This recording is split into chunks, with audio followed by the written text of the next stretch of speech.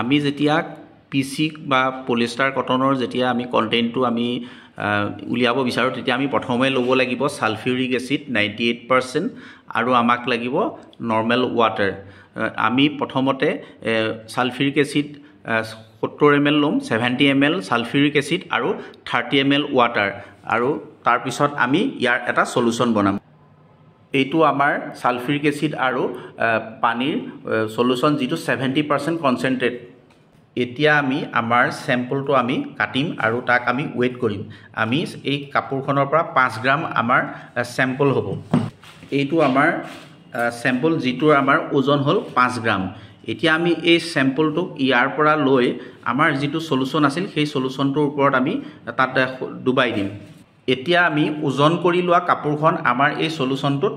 ভৰাই দিম ভৰাই আমি এই কাছৰ ৰডডালেৰে তাক আমি তাতে অলপ সময়ৰ কাৰণে ষ্টেৰ কৰিম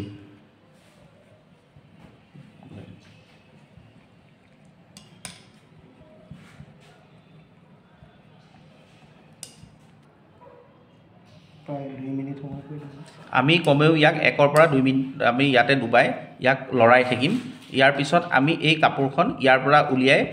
ঠাণ্ডা পানী দি ধুব লাগিব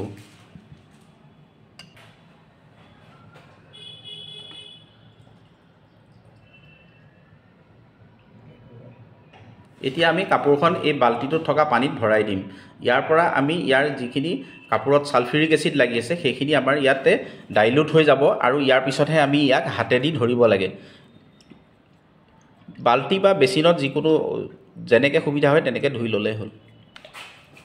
এতিয়া আমি কাপোৰখন হাতেদি ইয়াক ৰিন্স কৰিম ইয়াক আমি ইয়াৰ পানীখিনি ইয়াৰ পৰা চেপি উলিয়াই দিম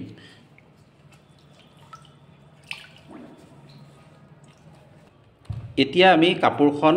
শুকুৱাবৰ কাৰণে আমি আইৰনিং কৰিব পাৰো বা ড্ৰায়াৰটো শুকাব পাৰো যেনেকুৱা সুবিধা হয় আপুনি শুকুৱাই ল'ব পাৰে কাপোৰখন আমাৰ স্যাম্পলটো আফটাৰ ড্ৰাইং 4.03 গ্ৰাম ওজনত আমি পাইছো গতিকে আমি এতিয়া ক্যালকুলেশন কৰি চাম আমাৰ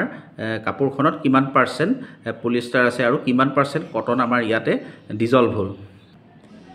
এতিয়া আমি যদি চাও আমাৰ টেস্টিংৰ আগতে বিফৰ টেস্টিং স্যাম্পল ওয়েট আছিল 5 গ্ৰাম আফটাৰ টেস্টিং আমাৰ স্যাম্পলৰ ওজন হ'ল 4.03 গ্ৰাম গতিকে আমি প্ৰেজেন্স অফ পলিষ্টাৰটো যদি চাও 4.03 divide by 5 into 100 is equal 80.60% আৰু আমাৰ ইয়াতে প্ৰেজেন্স অফ কটন হ'ব 100 মাইনাস 80.6 ইজ ইকুৱেল 19.40% গতিকে এইটো হ'ল এটা সহজ মেথড যেটোৰ দ্বাৰা আমি পলিষ্টাৰ আৰু কটনৰ কিমান কন্টেন্ট আছে প্ৰেজেন্স আছে বা পাৰ্সেন্টেজ কিমান হ'ব পাৰে সেইটো আমি ইয়াৰ দ্বাৰা উলিয়াব পাৰো থ্যাংক ইউ